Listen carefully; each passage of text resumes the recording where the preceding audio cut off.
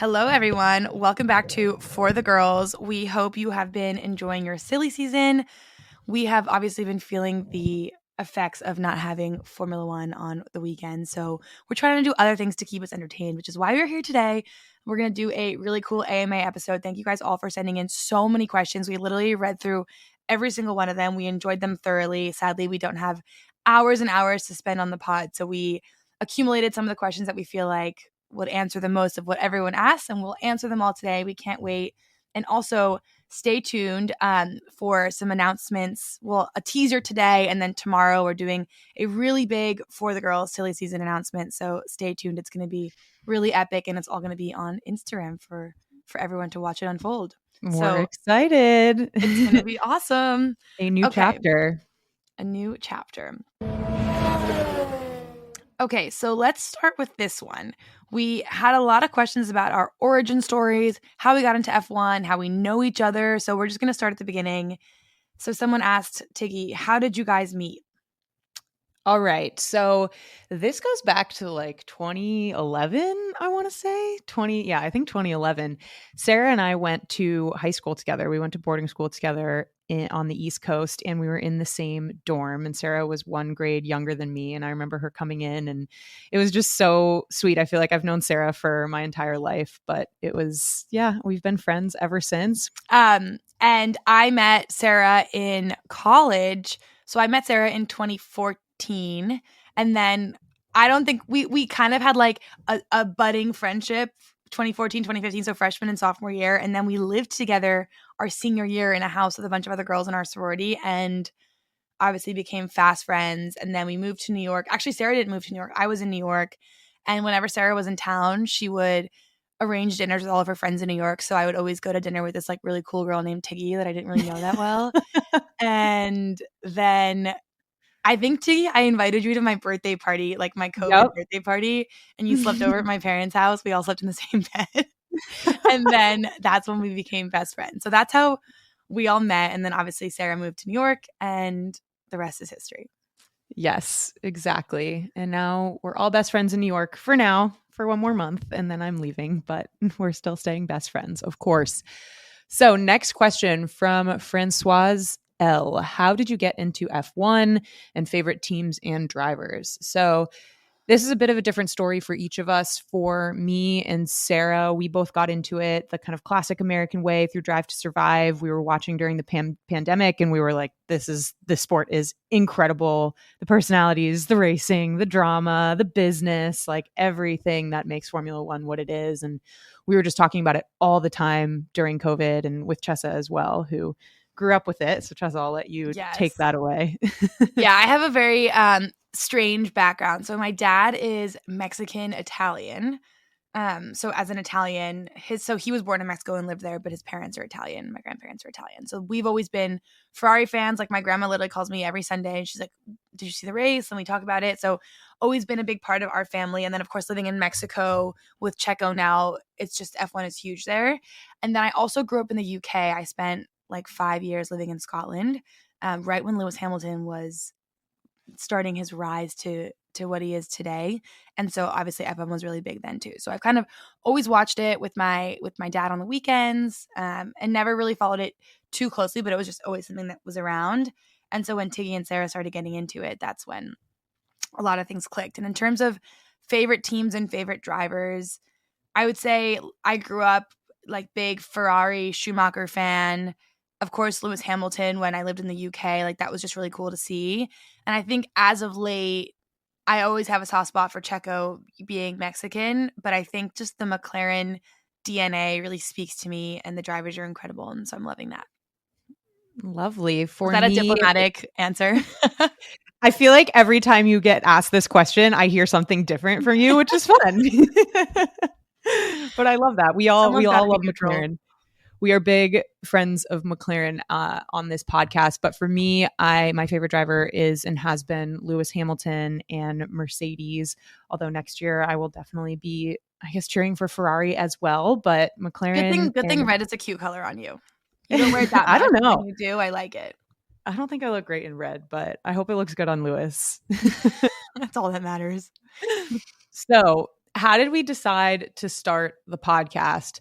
This is a great question. I think it sort of happened almost by accident. I guess looking back, nothing happens by accident, but we were just talking about it all the time. And I think we were trying to consume content that was educational and to learn more about the sport, to get more into it. We had so many different curiosities about the sport. And we just felt like at the time, this has changed a lot now, which is great. There weren't as many women talking about it. And we were talking about it constantly. And we were just like, I think we could press record and see what happens. And so I'd already had a microphone, but Chessa and Sarah just ordered them on Amazon. It was like a whole fight. Sarah was like, order this one, it's better. I was like, this one is too expensive. I'm ordering this one. You both got trash microphones anyway, so we have since upgraded, but ripped to the snowball microphone that always would get me stuck at security. But I have to say, like, kudos to you guys and to Sarah too, because Sarah loves podcasts. Sarah consumes a lot of content as well, and I think it was both of you who were just saying, like, they were like, you just said, like, we can do it better. Not that the other things out there weren't good, but they just weren't right for us and the audience that we came to represent. And now there's a whole audience of all of you guys who I think, we jive, and we're so happy that we found this community. And so we literally just hit record and expected nothing. And it's so funny listening back to our first episodes. We were so sort of like meticulous about what we wanted to say. And it was half of us being like super planned about what we wanted to say and get across, but also just being like, okay, I've never done a podcast. You've never done a podcast. Like, this is how it happens. And we just did it. Yeah. And we really had no expectations. Like, we sent it to our friends and family, and then and posted it on our personal Instagrams. And it felt so weird to like self-promote like that. I know. So strange.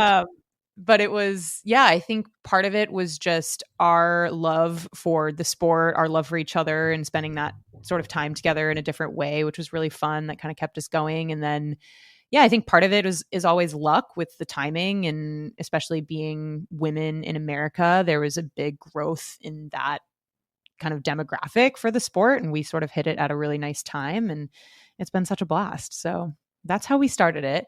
In terms of, we got a question from Aranati. What is your mission or goal? What do we hope to achieve and build through the podcast?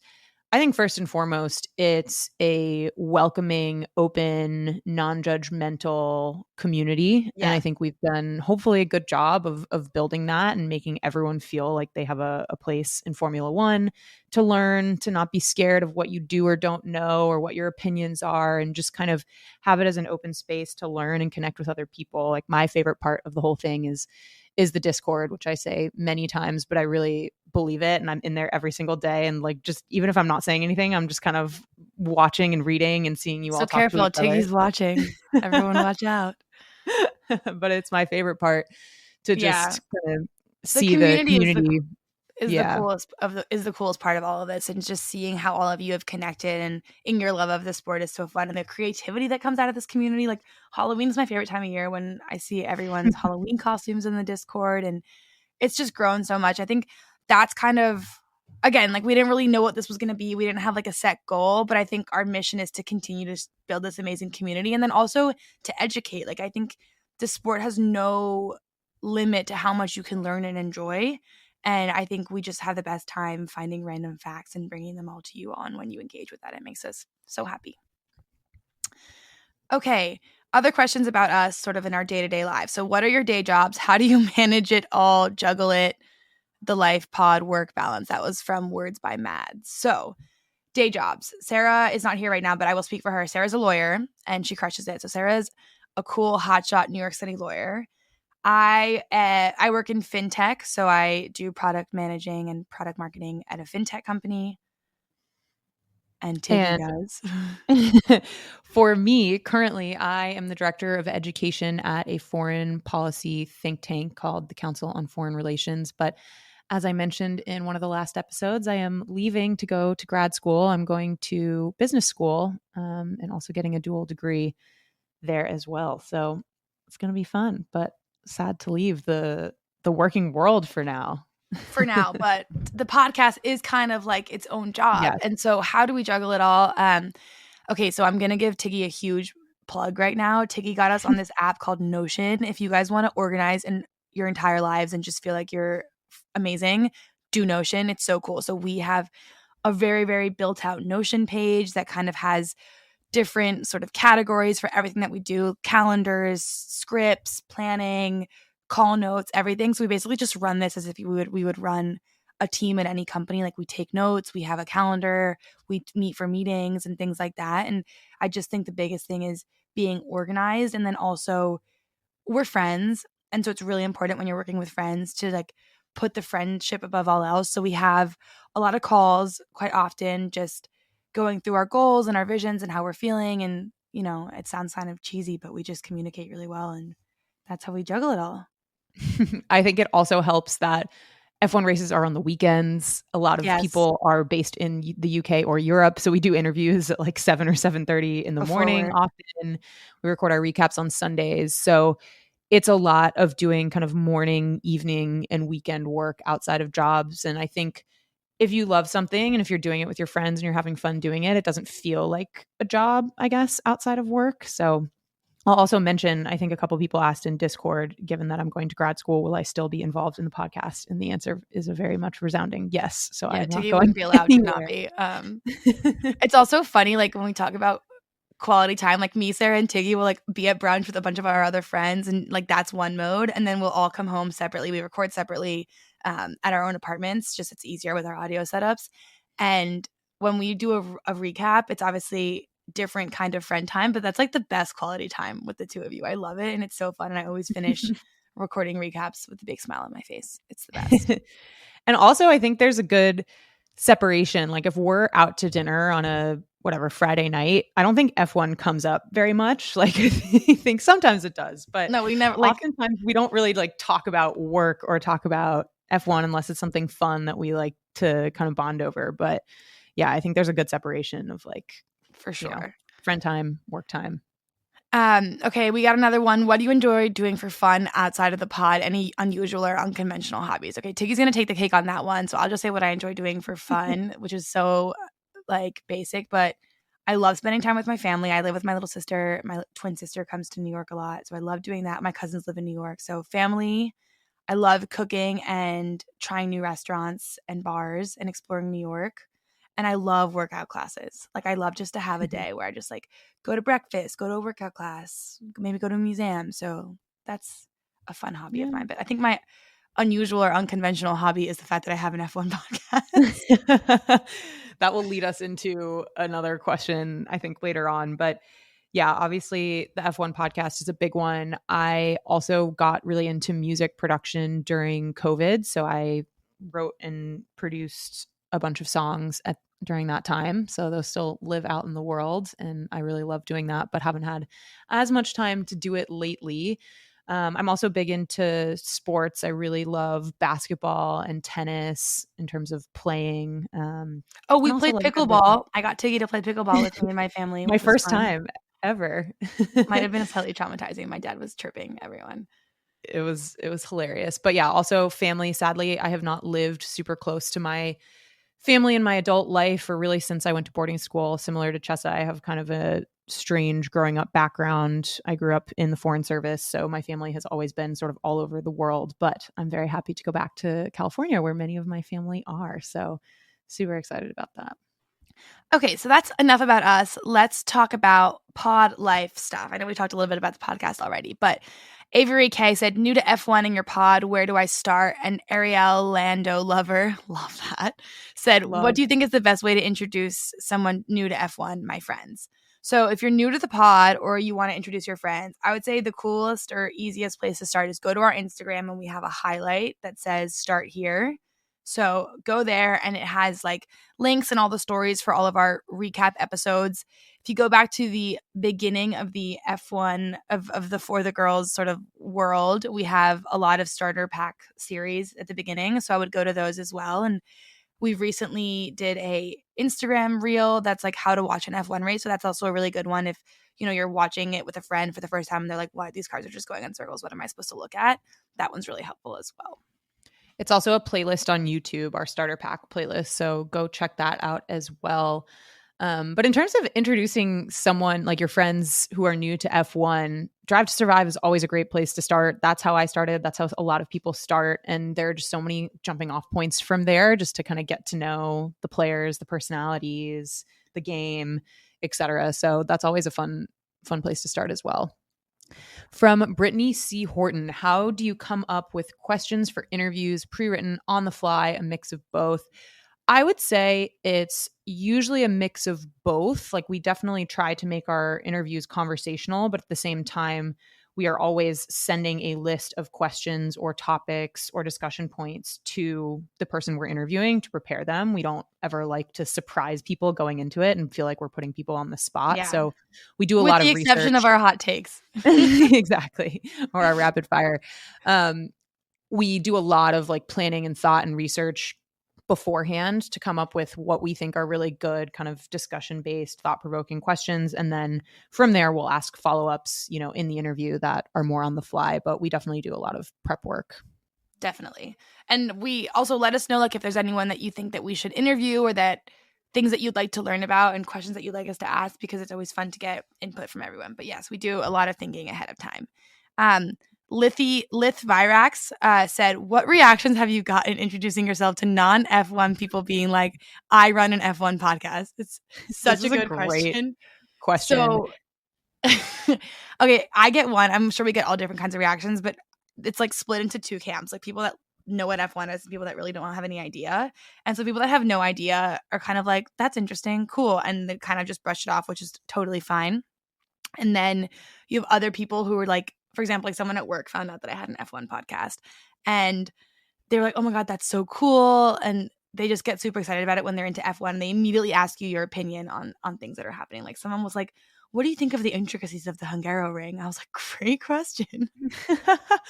For me, I feel like it's one of two camps. For non-F1 people, it's either like, oh, cool, you have a podcast. Like everyone and their mother has a podcast. That's so true. Basically, of like people not really giving it much a time of day, which is totally fine. But I think on the other hand, the other side of that camp is very much like excited and cool and wants to learn more. And, oh, that's so interesting. Like a woman talking about sports. And it's kind of crazy that still feels novel to people, but it's fun to educate that, we're doing this and we're hopefully doing a good job and we've built a community and that whole thing. So I think part of it just takes a little bit of education of like. For sure. And like, that's one reaction that I failed to mention that I think we got a lot more at the beginning was, oh, like, do you just do it because of XYZ? And like, there's literally no wrong reason why someone should be interested in Formula One. And like, I hate that people villainize why people, like, if people are interested in for it, like for the wags and the drama or the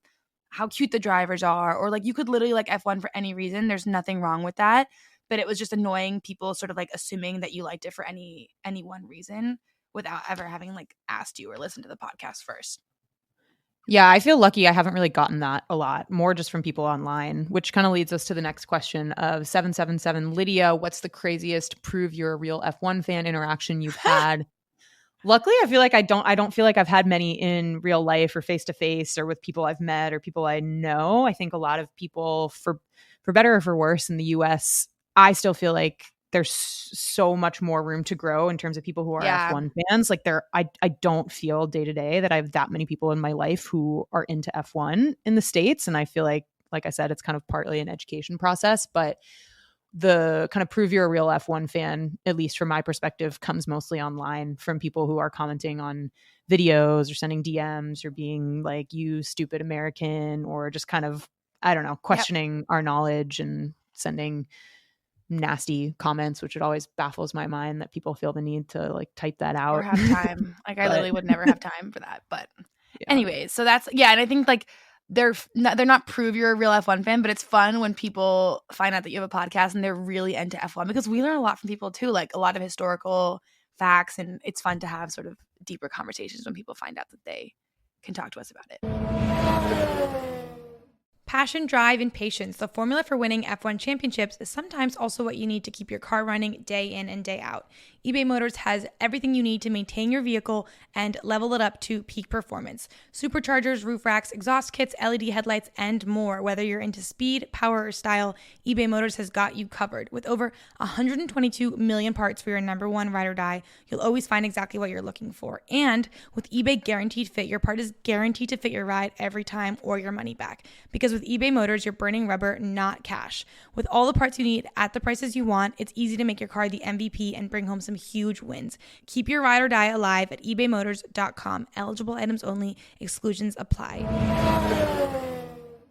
All right, so let's jump into silly season and predictions. We got tons of questions on these, especially about Carlos. So I feel like we need to start there. Did he make the right move? What went into that decision?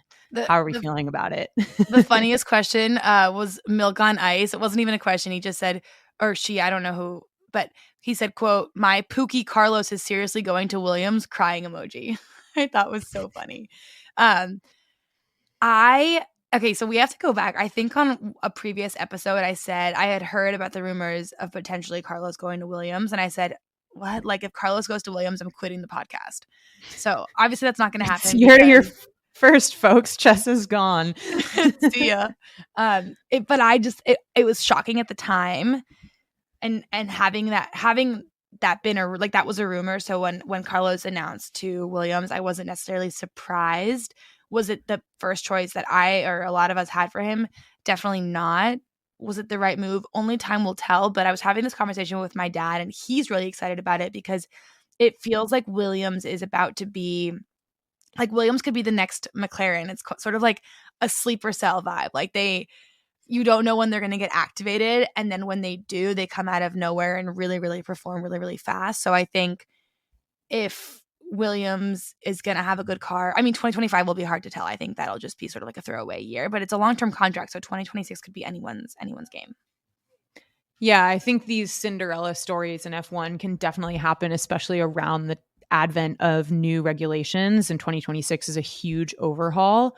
I think Carlos will look like a genius. And we've said this on previous episodes. I think he'll look like a genius if Williams can pull it together, which from all we've heard from James Vowles and people kind of in and around the Williams camp, they have every intention of doing. But I still sort of feel like Carlos should have gone to Mercedes at least for a year. I think it's a really risky time in his career. And yes, 2025 could be a throwaway, and maybe they could come back in 2026 and have some massive turnaround, but the cards just feel a little stacked against them. But I do love the idea of Carlos being in a long-term project, helping build the team up and having that sort of Lewis-esque or Schumacher-esque type career with a team. But I don't know. It's hard to envision right now with all the issues that they've been having. Speaking of Mercedes, and you said that you would have liked to see Carlos at Mercedes, someone asked, Pradeepa15 said, what are your top two choices for the Merc seat apart from Kimi / do we think Kimi will be in the Merc seat next year? I think it's going to be Kimi. Like there aren't that many options left on the table. Like I'll throw out a Hail Mary for Bottas. I think that would be fun to see him back in the Mercedes seat. Yeah, but I don't feel like that's super likely. But I'm trying to think of what other options are really left on the table that are super viable. Like Kimi seems to be the person that Toto has invested in. They clearly didn't want to take Carlos for longer than a year. So with that in mind, I feel like they're gunning for someone who's kind of more of a rookie. A younger rookie. I think that makes sense. That would be Kimi. Sarah, what do you think? Yes. I'm still in denial about Carlos. I just really wanted it to be Carlos, so I haven't thought too much about it, but I totally agree. I don't see who their options are now apart from Kimi or pulling someone completely out of left field. It's just kind of interesting that they haven't announced Kimi yet if they're set on that path since it's been in the works for so long. And it feels like a lot of the drivers that are like, we're either going to have drivers stay on the grid and stay in F1, or the drivers that are leaving, like Logan Sargent, for example. Like, he's leaving F1. He's not going to get the Mercedes seat. Like, it doesn't seem like Mercedes has many other options besides some rookies. But speaking of which, we also got some questions about who else we think will be leaving the grid for 2025. Linz Allen said, will Valtteri still have a place on the grid? It's so hard. I mean, I hope he will, but his options are kind of running out. I think if Jack Doohan is going to be signed to Alpine, which all the rumors indicate he's going to be, that doesn't really leave him anywhere unless he's staying at stake and staying with Sauber, and then Joe will leave, which I'm sure they would take Bottas over Joe, just given everything. But outside of that, if the Hail Mary of him going to Mercedes is like totally out of the realm of possibility, then I don't see where else he would go. I agree. I think now that the Haas seat is locked up with Ocon getting that was kind of one of my big hopes for Bottas as an option. And so now I agree, if he doesn't stay at what will become Audi, I don't really see what the options are for him. So yeah, I think that's true. Like, I'm looking right now at the list. Like, obviously a lot of things have already been confirmed. So maybe the only other option you could see is him being Yuki's teammate at RB, but I don't. That really makes see that. no sense. It's a junior driver program. And I mean, to be fair, they haven't really treated it. Not that I'm a huge Yuki fan, but like, they haven't really treated it as a junior driver program when it comes to him. Like, if they're not going to move him into Checo's seat at any point, like, they have a history of losing a lot of those junior drivers, which is kind of I think, a poor strategy. Like, you think about Carlos, who was at Toro Rosso, you think about Pierre Gasly, Alex Albon, like all of these sort of Red Bull family drivers. None of them are driving for Red Bull really, except for Max. So it's kind of interesting that they haven't really, I think, used that junior program as well as they could have. That's a good take. I think they were so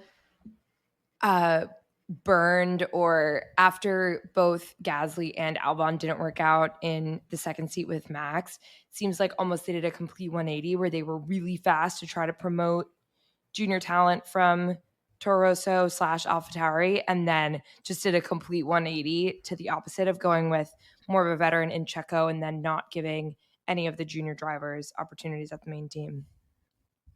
So next question from Plushy Doll. Where is Adrian Newey going? Still open question.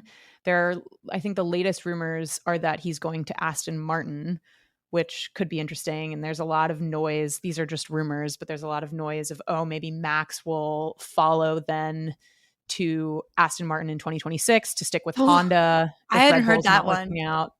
Yeah, it's just a rumor right now, but it's interesting food for thought. Everyone was also talking about Newey buying a house in Oxfordshire, which would, I guess, mean not Ferrari for sure. Well, I love like the whole like paparazzi following Newey around. Like, when he landed, his plane landed somewhere in like Italy and everyone was freaking out, and then he was somewhere else the next week. And it's all speculation, but I think Williams would be so cool for Newey, and it would kind of make sense for Carlos to have gone and chosen like a long-term thing at Williams, because we spoke to Bernie Collins about this and she had a great point. Like, no matter where Adrian Newey goes, like, he's going to have a very long gardening leave. It's going to be a little bit locked up. So he's not really going to have that much say on the 2026 car, at least not off the bat. So it's definitely like a longer term play, which would make some more sense at Williams. But it also begs the question of like, how many more years does Newey want to give to building another F1 project kind of from the ground in that long-term time frame? I still think he'll go somewhere, but I could also see the possibility of him just kind of not leaving as strong of a mark on a team, or maybe not going anywhere at all. Agreed. I think if he hasn't already started gardening leave, it's just getting really tough with timing for 2026. Yeah. And when it first came out at the start of the season, it totally made sense of him making a big announcement about leaving Red Bull so that he could get everything set up at a new team for next year and getting ready for 2026. But a lot of teams are, not that they would be at advanced stages, but at least underway of thinking about the 2026 car. And if he's not there for that, it'll be a while before he can do a full build from the ground up. Granted, he might join a team that maybe is waiting, or he could still have more of a last minute impact. But I feel like the timeline is a little interesting now. Very true. We got a question from Ivy Pettigrew. If they choose one, who do we think is going to be the number one driver at Ferrari next year? Oh, Lewis. I and have the to golden think. boy Charles, what's going to happen to him? I think Charles has many more years in his career. I think Lewis wouldn't have gone to Ferrari if he didn't feel like he would be able to get a potential 8th championship. And I think how lucky would Ferrari be to kind of have that stamp on, F1 and the sport and getting a record-breaking 8th drivers' championship with that driver. So I do sort of feel like, at least initially, I'm sure they'll let them race and like see who performs better. But I think if push came to shove, they would probably prioritize Lewis at the beginning, trying to take care of Charles and his feelings as well, obviously, but like with the mind that Charles is maybe more of a long-term prospect. The whole number one driver thing is so interesting to me. Like, it's never decreed, like written in stone, like you are the number one driver, right? Like, it's different at every team. It's super nuanced. Like, well, I guess kind of the closest we get to something in writing is upgrades. Yes. Or team order. And when upgrades sometimes. Well, not really. Yeah, when upgrades only get brought on one car. That's a great point. I think I agree with Tiggy that thinking about all the conversations he must have had with Fred Vasseur and with the team in order to convince him to leave his team of 10 years to make a huge leap to Ferrari. I think there must have been a lot of promises intertwined in that, both about car performance and about how they would help him try to get another title. So I totally agree. I think at least for the first year, I think the priority would be trying to get Lewis a title. But at the same time, Charles has been patiently waiting for a long time now for Ferrari to have a title winning car. So I don't know. That's going to be tough. Which I feel like I love Charles. I think he's a great driver, but he has had an incredibly fast car in the past. And I feel like a lot of times has just made mistakes. And so I think he has left a lot of points on the table, not necessarily enough points to have won a driver's championship. But I feel like he has been given a good shot in the past, which obviously he still deserves more. And I hope that he stays at Ferrari and I hope he does get a title. But I think Lewis should end his career as strong as possible. And I think Ferrari will want to help him do that. Hear, hear. Okay, last question about predictions before we get into another topic. Do you think, this is from Varshila Nevadia, I'm sorry if I messed that up. Do you think Red Bull could win both championships? The competition is fierce this year. Jury's still out. Could they? Absolutely. Will they? Potentially a different question. I still think that they probably have it in the bag. I think that the competition is really fierce, and I think next year is going to be where we're seeing much more of a close next year's going to be so exciting for both drivers and constructors. But if I had to put money on it, I do think that Red Bull will still come out on top, and Max as well. I think next year is going to be an incredible season. I'm already getting so excited. I think it'll be even more of an even playing field than what we see now, potentially.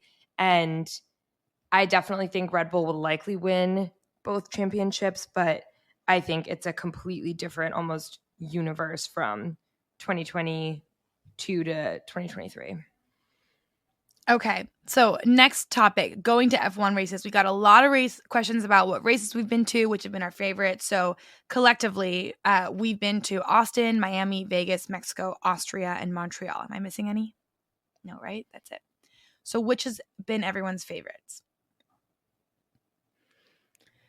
God, it's so hard because with F1 and F1 races, they're all so different and so incredible in their own ways, which sounds like a PR answer. But honestly, I feel like it's just kind of like traveling and getting to see different cultures and getting to see different ways of running an incredible show. But if I had to pick one, like if you had to relive one right now, what would it be? If I had to relive one right now, it would probably be Mexico City. Same. It was so fun. Ooh. It was iconic. But I also loved Montreal, but I think Mexico City takes the cake. The energy was so insane. Like, it was so palpable. It was great. I really loved Austria. I think I love that for you.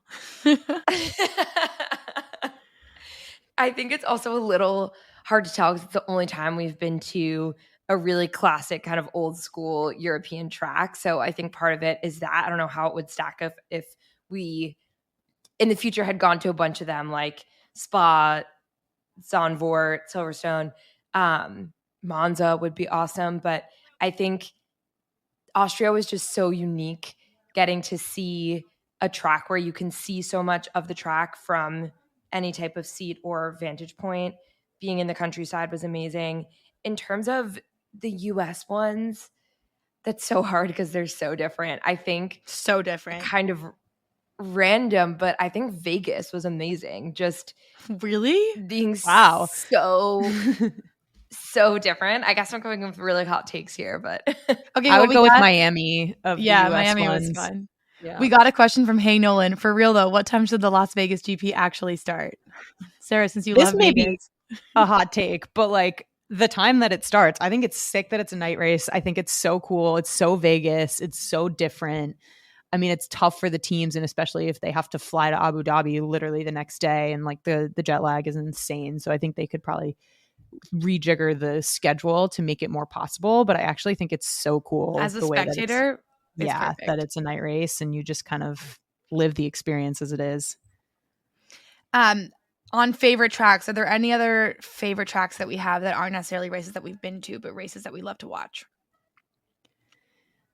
Brazil for me, and also I really do love Spa. I would love to go there. Obviously, I hope that they continue to think about safety and managing weather and all of that, but Spa and I think Brazil are super cool. And I would also, I mean, I'm naming all the races, but I really want to go to Singapore or Japan as well. Oof, yeah.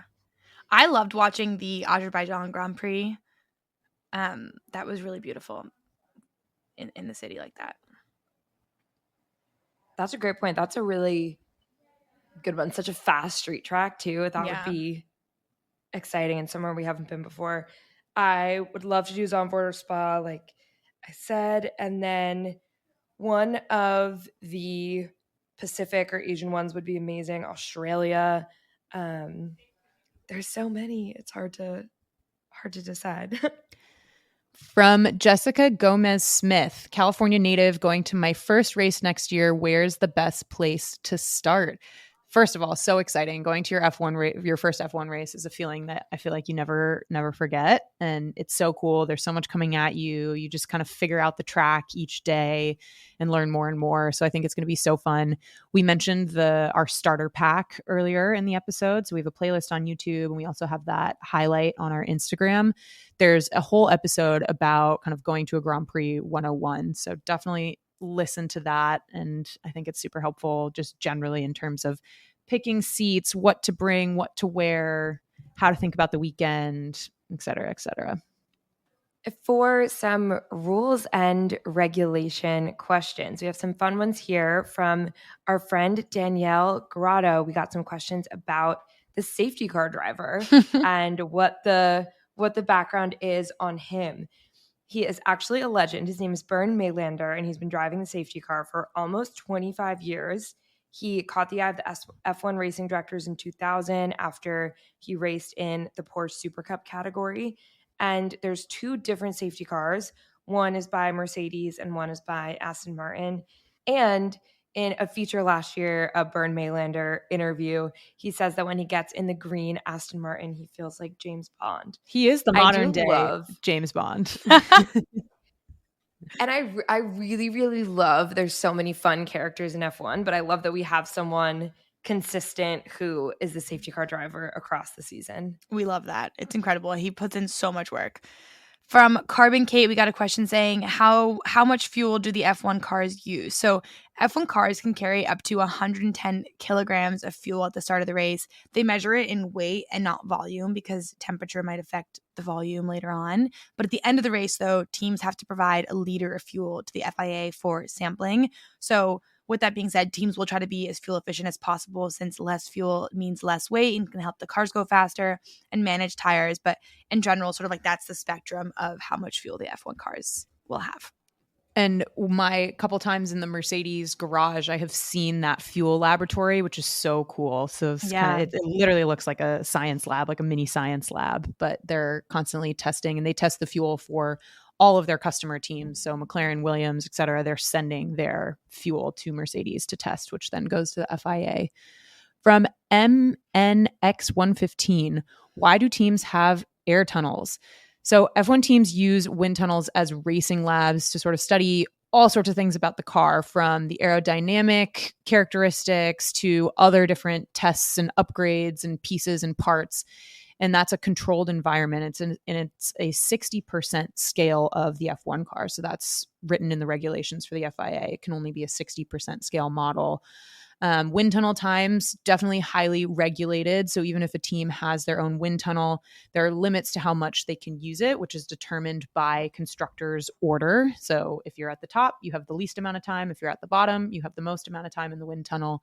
And when I was at McLaren Technology Center, MTC, I actually got to go inside the wind tunnel, which was so cool to see. And they were telling me about all the cameras that the FIA has in there to monitor when it's being used and how much time is being used, which is kind of crazy. Big brother. That was my favorite fun fact from your MTC trip. I had never thought before about how the FIA actually monitors compliance in all these wind tunnels. It totally makes sense.